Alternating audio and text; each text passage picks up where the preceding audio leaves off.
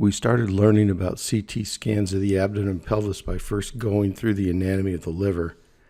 Now let's start and go through the anatomy of the stomach. That begins with an understanding of the celiac axis, and immediately below it, about a centimeter inferior to the celiac axis, is the superior mesenteric artery, which supplies blood to the small intestine and half of the large intestine, up to about the middle portion of the transverse colon, where the middle colic artery takes off from the superior mesenteric artery. It's one of the first 2 or 3 branches of the superior mesenteric artery. That is the middle colic artery. In this image, of course, we can see the unpaired branches of the abdominal aorta, which includes the celiac axis, made up of the left gastric artery, the splenic artery, and the hepatic artery, eventually giving rise to the gastroduodenal, and then the hepatic proper, which then branches into a left hepatic artery and a right hepatic artery. In order for us to understand the complete anatomy of the stomach and how it looks on CT scan, it's helpful to understand the celiac axis and how it supplies blood to the stomach.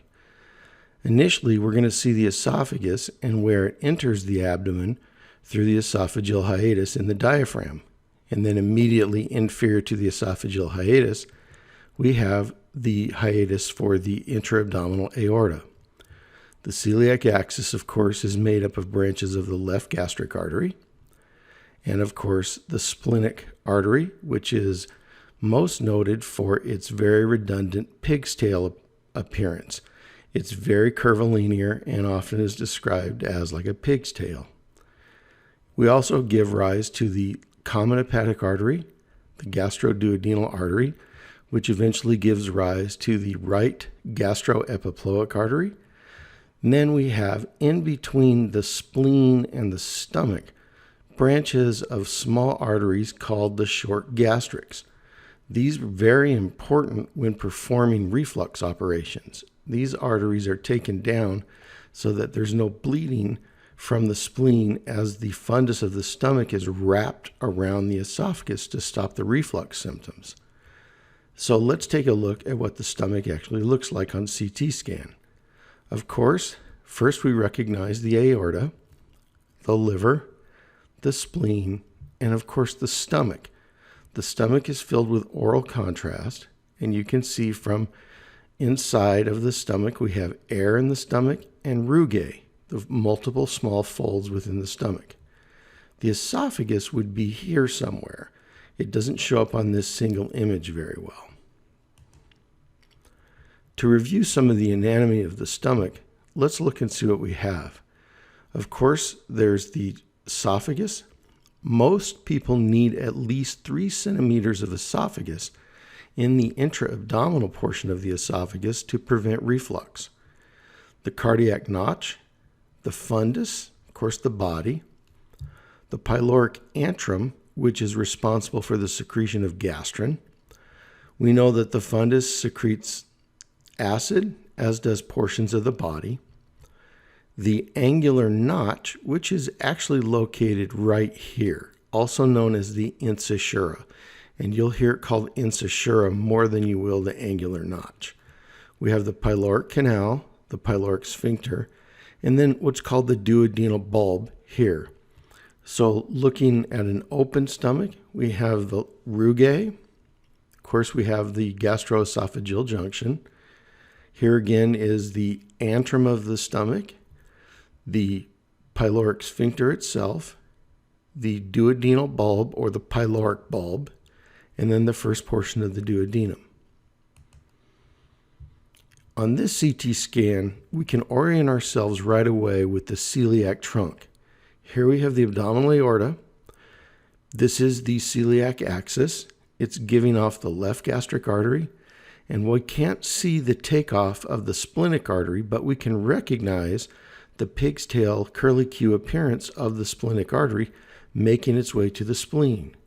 Of course, here's the stomach with air in the stomach. We have the liver, which we recognize the inferior vena cava.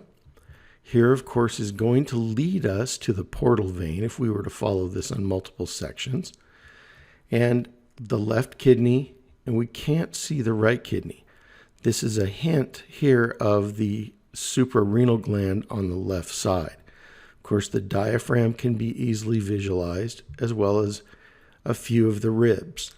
The important thing to see on this slide is the aorta, the celiac axis, the left gastric artery, the curlicue appearance of the splenic artery, the stomach with rugae, air in the stomach, some contrast in the stomach, and inferior vena cava, and what will soon become within this area here, portal vein as we move distal. In this coronal section of the stomach, we can see not only the body of the stomach, we can see the incisura, which is the angular notch along the lesser curve. Here, of course, is the greater curve, the pyloric sphincter, and the first portion of the duodenum. Again, the liver is easily seen and made out.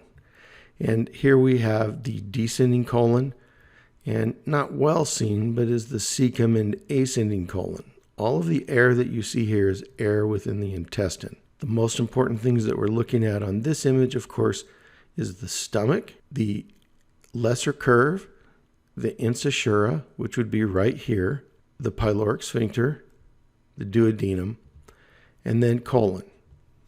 Of course, you can see diaphragm here, lung cavity, thoracic cavity, and of course, the heart. Continuing on our exploration of the stomach on cross-section, if we pay attention to where this section is reportedly taken, we can see a lot of the structures that we already know. Aorta, inferior vena cava, portal vein. We have stomach with rugae. The stomach is filled with oral contrast, probably gastrographin, air in the stomach, spleen. This, because it's not so incredibly curvilinear, is more than likely the splenic vein, eventually going into the confluence of the portal vein here. But that's not well seen, nor can we see much of the celiac trunk.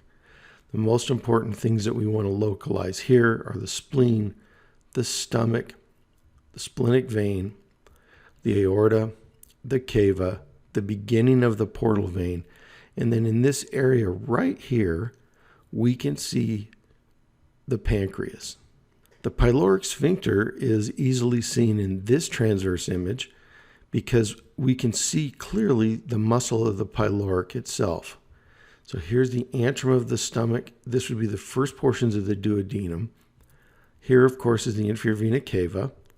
We have the aorta and just a hint of the pancreas. And this is probably a little bit of contrast seen in the duodenum as it begins to circle down and around towards part 2 and part 3 of the duodenum. Over here, this would be part 1 of the duodenum, part 2, part 3, and then part 4. Here's kidney. Of course, we can see diaphragm. This is colon, small bowel with contrast in it, and pancreas. Here we can see the pancreas and tail of the pancreas. Of course, this is the inferior vena cava, and passing directly over the aorta is going to be either a little segment of the left renal vein, and I think here we're beginning to see the superior mesenteric artery, because we know that the superior mesenteric artery crosses over this left renal vein from the inferior vena cava. So before we move on from this slide, I'd like to review its contents a little bit more in detail here, where the head of the pancreas is located in the duodenum and the portal vein. In this section, this is a really busy area of anatomy. Of course, we have the aorta, the vena cava, the left renal vein, the superior mesenteric artery, the portal vein, the head of the pancreas, the body and tail of the pancreas. Here's the tail of the pancreas. Here's the body of the pancreas. Spleen, kidney, small bowel, stomach, pyloric sphincter, And here, of course, is the fissure of the falciform ligament. But more importantly, what is this small white spot here? When I reviewed this, to me it looks like there might be a stent, a plastic stent into the common bile duct. But on re-review, I can see that this is the duodenum, and the duodenum is now turning into part 2 of the duodenum into part 3. This is part 3 of the duodenum, this small area right here. And this is a little bit of contrast in the fold of the duodenum as it's peristalsing. If we had taken the entire scan that this section was taken from, we could follow this white gastrograph in contrast down into the third portions of the duodenum. We know this makes sense because the inferior vena cava and the renal vein come underneath the superior mesenteric artery. We also know that the superior mesenteric artery comes up and over the second portion of the duodenum. Remember, SMA syndrome and nutcracker syndrome. So nutcracker syndrome is where the renal vein gets pinched off. SMA syndrome is where the duodenum gets pinched off. And we're not seeing either one of those here. We're just seeing a flattened out duodenum that does not have any peristalsis in it. So this drawing is a reminder of some of the incredibly complicated anatomy that we see in the mid-abdominal region, in the retroperitoneum, around the C-loop of the duodenum and the pancreas. So in this drawing, we see the duodenal bulb. Here, of course, was pylorus. The first portion of the duodenum is here.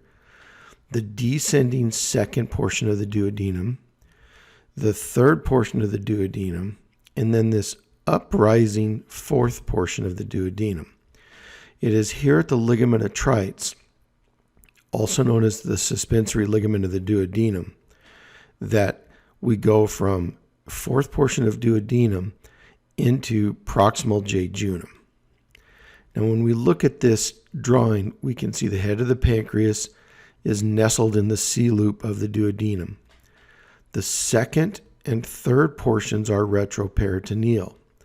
The first portion is only partially retroperitoneal. And of course, the fourth portion is retroperitoneal up to the ligament of Treitz. Here we see the head of the pancreas and the ductal system within the head of the pancreas. Tail and body of the pancreas are, of course, here. The ampulla of Otter is not well seen here because the ampulla refers to the anatomical enlargement of this duct. It is the sphincter of Oddi, which are these small muscular fibers around the opening into the duodenal papilla. So if we look further at the duodenum and where it crosses over the inferior vena cava and the aorta, we can see the third portions of the duodenum here in the retroperitoneum. Over it, of course, is the superior mesenteric artery, the superior mesenteric vein, liver, ascending colon, transverse colon with its associated haustra. So you can see each of the muscular folds of the colon and readily identify colon, not only because it has air and feces in it, but also by the haustra. This is small bowel, and you can see the valvulae coniventes within the small bowel, also known as plicae circularis. Here, of course, is the left kidney, right kidney. But the most important feature of this CT is how the duodenum goes again under the superior mesenteric artery, just like that left renal vein does. Except the left renal vein is more proximal under the crotch of the superior mesenteric artery where it leaves the aorta than is the duodenum, which occurs a little more distal. We'll look at that coming up. So here in this sagittal section, here we see lumbar vertebra. Here, of course, is aorta. The first intra-abdominal unpaired branch of the aorta is the celiac trunk, and about a centimeter inferior to that is the takeoff of the superior mesenteric artery. The SMA drops down towards the abdomen where it will eventually give off vessels that supply blood flow to the small bowel and the cecum and ascending colon, hepatic flexure of the colon up to the mid-transverse colon. But what's important here is the takeoff of this SMA. If there is no body fat and if the takeoff is anatomically more angled, we can get nutcracker syndrome, which you've heard me talk about, but I've never knowingly seen a case. Then inferior to the renal vein, we see the horizontal portion of the duodenum. If the superior mesenteric artery comes directly over the duodenum and the patient is emaciated and wasted, much like anorexic nervosa patients or concentration camp survivors, the weight of the SMA is heavy enough alone to compress the second and horizontal portions of the duodenum to where food cannot get through the duodenum. Subsequently, the first, second, and third portions of the duodenum fill up, back up, and the stomach becomes greatly engorged, and our patient has SMA syndrome. And SMA syndrome is what we commonly saw in patients from the Nazi concentration camp survivors, where we fed them and they vomited, and we couldn't understand why that was happening. It was from SMA syndrome. And of course, more anterior to the superior mesenteric artery is the body of the pancreas. And we know the superior mesenteric artery is going to come out below the body and neck of the pancreas. It's going to come out down here. We'll see a picture of that. So in this caricature, we can see aorta, celiac trunk with a left gastric, splenic, and common hepatic. I drew a square around the splenic artery to show you that it's not like this. It's not this straight artery that goes superior to the body of the pancreas. It's more of a curlicue, like a little pig's tail. So in this image, we have retroperitoneal structures of the aorta, celiac trunk, superior mesenteric artery, and here would be the renal vein. We have spleen, a non-tortuous splenic artery, stomach, which is intra-abdominal, the spleen is intra-abdominal, and we have pancreas, which is retroperitoneal. Coming off of the spleen is the pancreatica magna, also known as the great pancreatic branch. Most of the time you won't be able to see this on CAT scan because while it's a great pancreatic branch, it really isn't that enormously large. So let's take a look at the splenic artery. Here we can see the curlicue of the artery. This is classic. And we can see where the left gastric artery is coming off of the celiac axis. And we can't see where the splenic artery is coming off of our celiac trunk, but it's probably up or down just a 0.5 centimeter from what we're looking at. Stomach, air in the stomach with contrast. Descending colon, splenic flexure of colon is probably more appropriate. The spleen, the kidney, the aorta, inferior vena cava here. And we can begin to see some of the portal branches from our portal vein, which is going to form about right there. So if we know this is the inferior vena cava, this is going to be the caudate lobe of the liver. And here is probably just the very beginnings of viewing of the right-sided adrenal gland. So in the early arterial phase of splenic imaging, we can get a good look at the splenic artery. And this is probably pancreatica magna, but I'm not going to put any money on that one without viewing previous and more distal scans. So of course we can see the spleen, and the spleen has a blotchy appearance because the intravenous contrast is entering the spleen just at this moment, which is why it's still blotchy. Of course we have aorta, we have the crus of the diaphragm coming here, inferior vena cava, falciform ligament, left lobe of liver, right lobe of liver. We have the adrenal gland here on the right. We have the left adrenal gland here. and of course the beginnings of the left kidney. We can't see the right kidney yet. We're not far enough distal. We're not far enough down in our sections to see that. This is splenic artery, and here it doesn't have so much of that curlicue appearance because of where we're at. Now what's interesting is that you can see the pancreas here. The pancreas lies behind the stomach. So here's our stomach. Here's rugae within the stomach. Here's air in the stomach. But immediately posterior to the stomach, we find the pancreas. And we know this because if we need to get to the retroperitoneum, what we have to divide is the gastrocolic ligament. We can't see that in this picture. But the gastrocolic ligament would allow us to put our hands on the pancreas. And this small blackened area is the duct, is the main pancreatic duct of the pancreas. So there's a lot of information just in this very busy section. So now we're going to get a little more complicated and look at the anatomy of the pancreas. We know the pancreas gets its arterial supply mostly from the branches of the gastroduodenal artery. Now, this is not minutia. The gastroduodenal artery is the one that breaks and bleeds when we have a duodenal ulcer caused by either Helicobacter pylori infection or from too much acid, eating its way into the gastroduodenal artery. We have to put a stitch in that at surgery. We open up the duodenum anteriorly, and we can find that vessel pumping away inside the duodenum and put a stitch in it.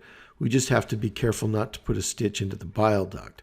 So if we look at the anatomy that we know here, we have aorta, we have inferior vena cava, and then we have the celiac axis, and you can't see it well, but we have the superior mesenteric artery, which is going to be coming down a little bit inferior below our celiac axis. Not well seen here.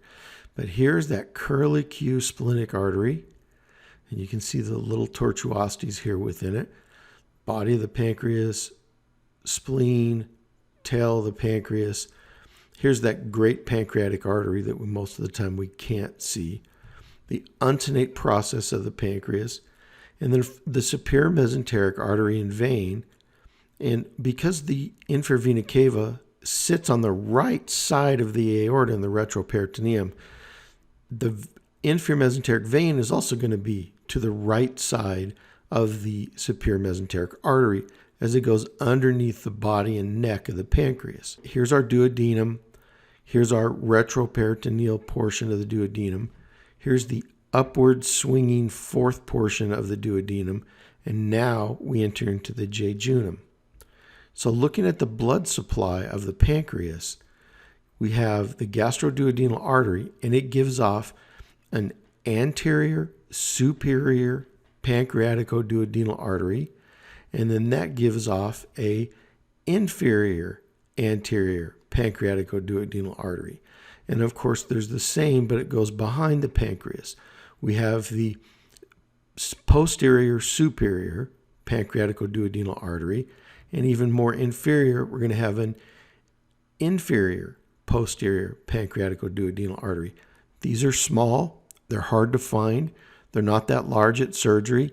However, our anatomists always love to tag them on your practical exam, and they usually use a model when they do this because it's hard to show them even in a cadaver.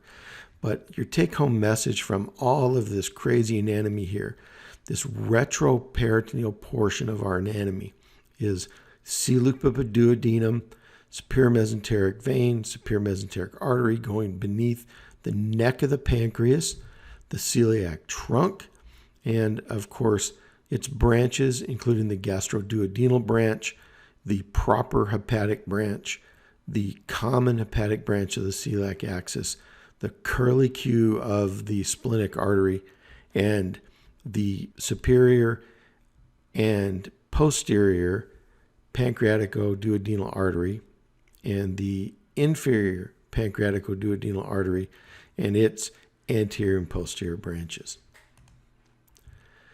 So let's look at all of this in cross-section and see what it is that we can actually recognize now that we know this anatomy pretty well. Aorta, cava, head of pancreas, superior mesenteric vein, superior mesenteric artery. From the inferior vena cava, crossing over the aorta, is the left renal vein. We can't see the duodenum just yet. Here, of course, is duodenum because it has contrast in it. Here's stomach. Here's pylorus right there. We have small bowel, and we can see the valvulae conaventes or the plica circularis here. And they're trying to show us the gastroduodenal artery, and I don't see that. My imagination's not that good for me to pick up on that. However, the common bile duct, there is a little dot, and we're going to see that in just a second. So kidneys we know about, adrenal gland here, the left adrenal gland, aorta, cava, superior mesenteric vein, superior mesenteric artery coming beneath the head of the pancreas and the neck of the pancreas here. And of course, just the very beginning of the gallbladder. So we know about the hepatoduodenal ligament. That's what's highlighted here. I know I can put my thumb here and I can put my index finger here, and we know that this is the only normal, natural, anatomical entrance to the lesser sac. One of the students sent me an email which was very insightful and asked if the greater sac just isn't another name for the peritoneum proper, and it is. The greater sac is if I open your belly right here at the linea alba and split you down the middle, stick my hand in here over the stomach and around the spleen and stick my hand under the liver here, and I can visualize all the intestines, I'm basically within the peritoneal cavity. And you can see this would be the parietal peritoneum lining the abdomen. And of course, you have some of these ligaments, the renal ligament, or also the renal lienal, however you want to say it, between the spleen and the kidney. But really what we're going to look at in detail is this hepatoduodenal ligament, which not only gives us an opening into the lesser sac, but it's got some important structures in it. The portal vein, which is inferior, this is important to know this. The portal vein is inferior to these other two structures. The hepatic artery, which is more medially located, and more laterally located is the bile duct. Let's take a look. So if we dissect all of this away, and it does not look like this in the operating room, people. It has a lot of connective tissue over here. You can't see these structures in the operating room. We can see the common bile duct, the cystic duct, which goes to the gallbladder. Here we have the cystic artery, which is a branch of the right hepatic artery. So let's follow this back from the celiac axis, which we know is over here. So we have the common hepatic artery, which gives off the gastroduodenal. We also see the right gastric artery, and this takeoff is very variable. But here we have the common hepatic, gastroduodenal, proper hepatic, and immediately lateral to that is our common bile duct. Now, remember what I was saying, if the gastroduodenal artery bleeds into the duodenum. So I have to open the duodenum, and usually the way we open it is we can open it vertically, but we close it transversely. And there's a reason for that.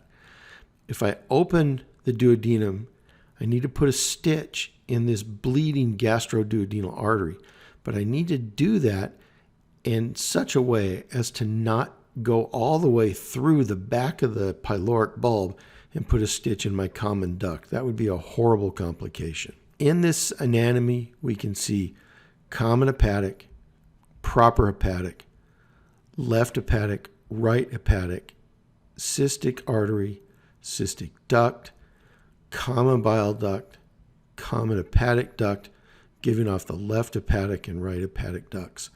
And then, of course, some structures that we can't really see here, the superior pancreatic duodenal artery.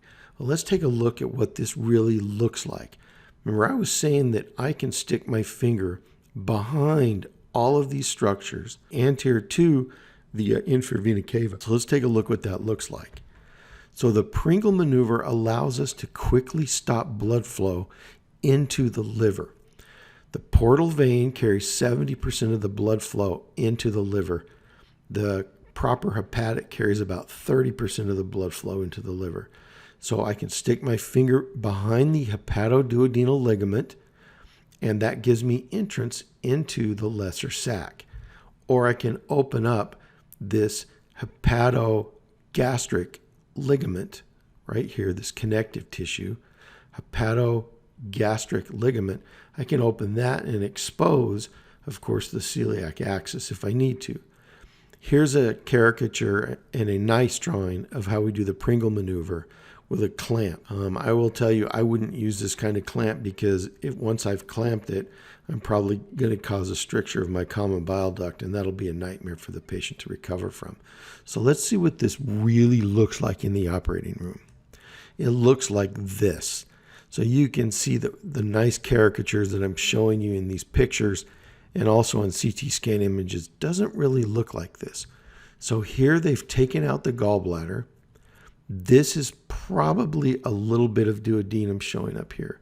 Here's our liver, and they've taken a rubber drain and placed it around the hepatoduodenal ligament. So inside this wad of connective tissue, we would find our common bile duct, portal vein, and of course the hepatic proper artery.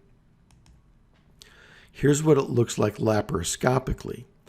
Now, the previous image is what it looks like at open surgery, where somebody's belly has been split open. But laparoscopically, it's not so easy to see this anatomy. So here's somebody's abdomen. Here is the gallbladder. This bulge that you see right here is pylorus of stomach. And they've put an instrument behind the hepatoduodenal ligament. Here's an instrument behind it. And it has what we call a ribbon on it, a piece of green umbilical tape. This is a liver retractor, and we know from our anatomy that adjacent to the infravena cava, which is below this mess, is the caudate lobe. So this is going to be supporting our caudate lobe of the liver. So as I push up the liver with my liver retractors right here, here's my right lobe of the liver, here's gallbladder, and then here's my hepatoduodenal ligament. The green umbilical tape is then threaded through this orange rubber catheter and brought out through the abdomen where it's clamped.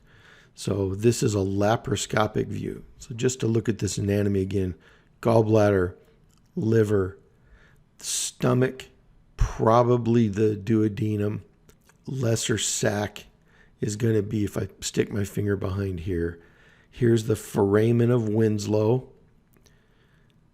And now I've completely controlled the foramen of Winslow and the hepatoduodenal ligament, which contains the portal triad known as the common bile duct, the proper hepatic artery, and the portal vein.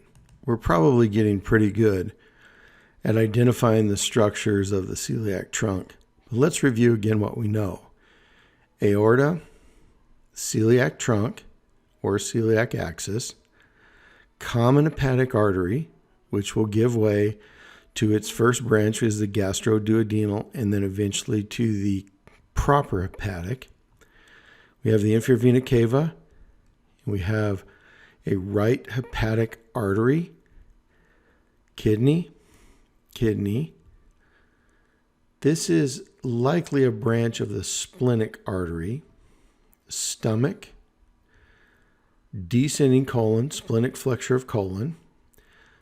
Again, here's the spleen, stomach with air bubble, contrast, falciform ligament, left lobe of the liver, right lobe of the liver, and of course, diaphragm with aorta. Again, we have aorta with the celiac trunk, this time giving off common hepatic, splenic artery, and here's curlicue of splenic artery, stomach with rugae, air bubble. This would be falciform ligament territory. And some of this is pancreas. Inferior vena cava, most likely this is portal vein. If we look at that classic portal triad that they teach not only in gross anatomy but your histology courses, we can see if we open the hepatoduodenal ligament that again we see the portal vein, the hepatic artery, and in this case it would be the proper hepatic artery, which if we follow it gives off a left hepatic and a right hepatic. But is these three structures together, the portal vein, the common bile duct or common hepatic duct, hepatic artery, these three structures make up the portal triad, and they make up the intrahepatic biliary triad. So duodenum gives off here at the ampulla. This widened area is the ampulla of Vater. The muscles surrounding it into the papilla are the sphincter of Oddi. We have the common channel, pancreatic duct, common bile duct, cystic duct, common hepatic duct, left hepatic duct, right hepatic duct. And if we back off and don't look at it quite so closely, we could see these large veins joining back up to the inferior vena cava. These, of course, would be the hepatic veins. This would probably be the right hepatic vein, left hepatic vein, and I don't see the middle hepatic vein. We know there are three. We know the portal vein gives off a left branch and a right branch. And we've learned to recognize, looking at our CAT scans, how the hepatic veins follow the track back up to the inferior vena cava, starting in the peripherally, very small, and as we get towards being able to visualize the cava, they get larger, whereas the portal vein starts out large, and then as we go upwards, more anterior towards the head, their branches get smaller. So those branches that get smaller towards the head belong to the portal vein, and those branches that get larger going towards the head are hepatic veins. So histologically, we can see this when we take a section of liver. We can see a branch of the portal vein, branch of the hepatic artery, and of course, a branch of bile duct. Here's another image that shows us basically the same thing. Here we have the proper hepatic, portal vein, and a bile duct. Then if we look under the microscope, we can see the portal triad, which are the things that we've just described, the anatomical structures of the portal vein, the bile duct, and the hepatic artery, all draining towards a central vein. We call these bile canaliculi out here in the periphery, and we can see better images of what this actually looks like histologically. But it all starts with the orientation of the hepatoduodenal ligament and how those structures come into the liver. And then when we do our sections of the liver, we can see this portal triad in the periphery of this hexagonal structure where they all drain into a central vein. So let's look at the bile duct system that's outside of the liver, known as the extrahepatic biliary system. Gallbladder drains via the cystic duct, and the common hepatic duct is formed from a left and a right hepatic duct. So when the common hepatic duct joins with the cystic duct, we get something called the common bile duct. And some anatomists just call this portion the bile duct. Surgeons call this the common bile duct, and you will always hear it called the common bile duct in the operating room. Here, of course, is the C-loop of our duodenum. Our ductal structure goes behind the duodenum and actually goes into the parenchyma of the pancreas, where it joins the major pancreatic duct of Wirsung. And we have a minor duct of Santorini here. They exit through this common channel through the ampulla of Vater, which is, ampulla is actually an enlargement, coming out through a duodenal ampulla surrounded by the muscles that make up the sphincter of Oddi. Common bile duct, main pancreatic duct, and if a gallstone gets stuck right here, this would be called the common channel theory of gallstone-induced pancreatitis. The stone gets here, all of the bile backs up in the bile duct, the patient gets jaundiced.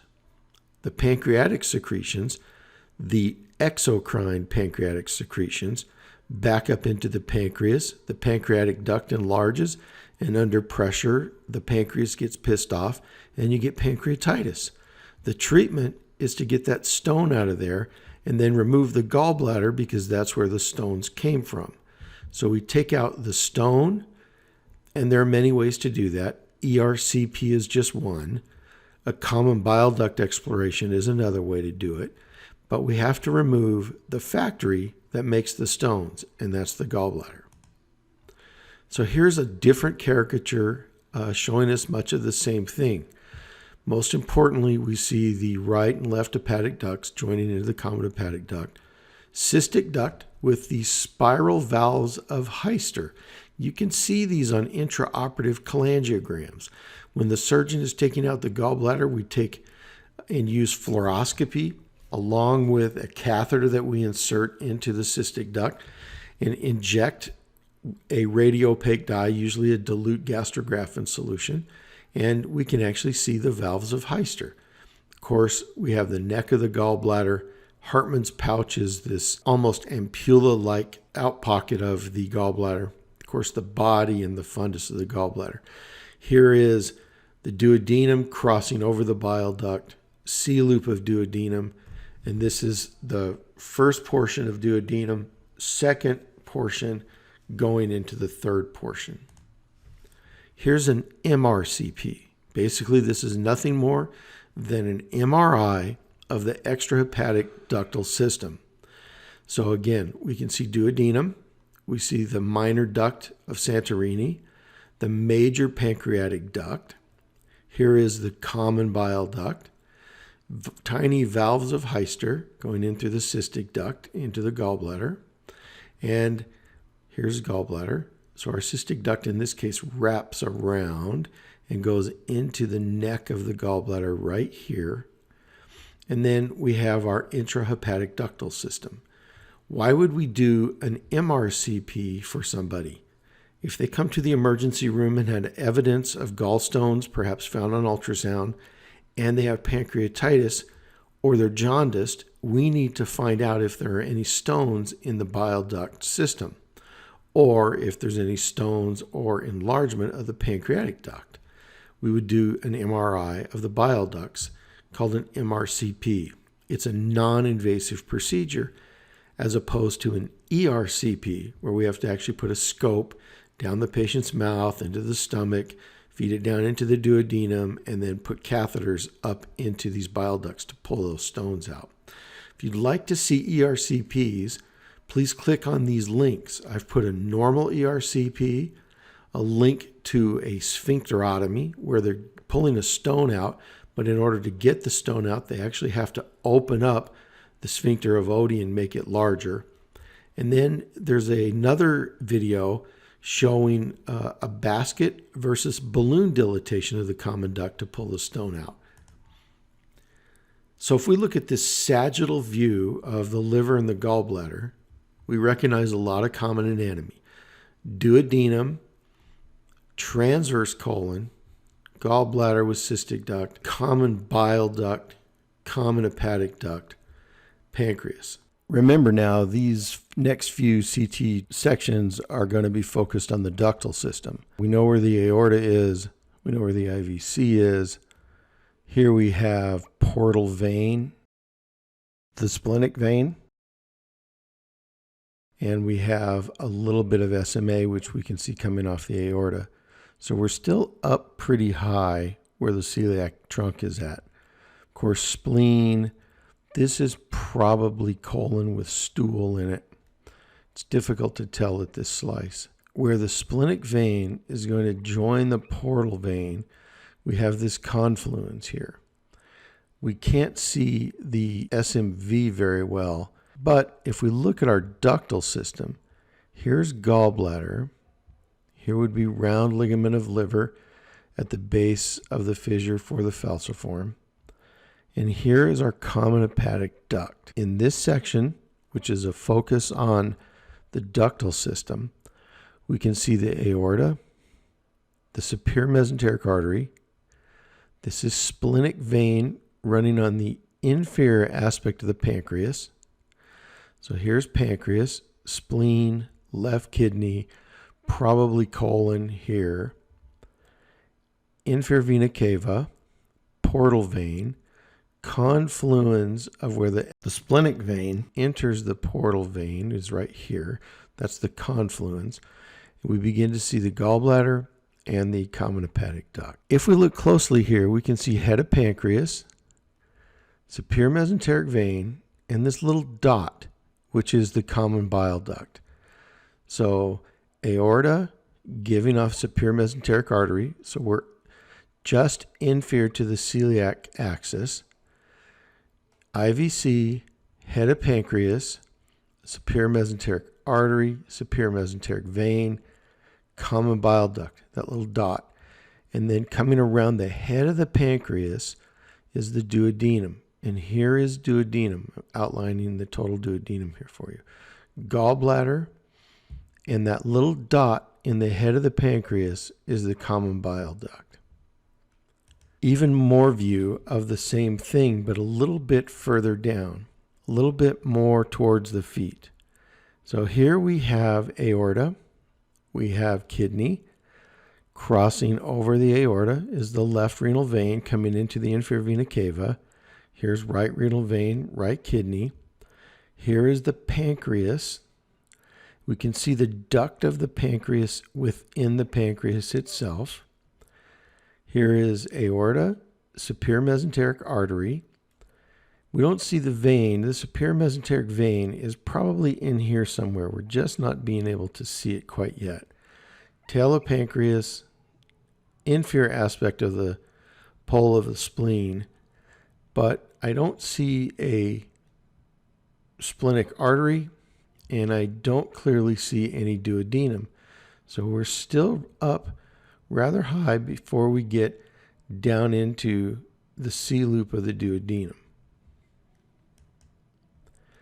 So in this reconstructed coronal view of the head of the pancreas, we can clearly identify the elongated pancreatic duct. This is generally abnormal. You're not going to see a pancreatic duct this good on CT or MRI.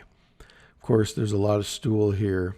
Spleen, tail of pancreas, duodenum, gallbladder. This is also part of the duodenum here. Portal vein, which would be very hard to make out otherwise if it wasn't labeled. Body of pancreas here. This is the body and tail of the pancreas. Pancreatic duct. I can't see the aorta. I can't see the superior mesenteric vein. If this wasn't labeled, I probably would miss this as being part of the portal vein. Gallbladder, and of course duodenum. I would guess that this little bit right here and here is common bile duct. This little bit that's draining down into the duodenum is common bile duct, right here and right there.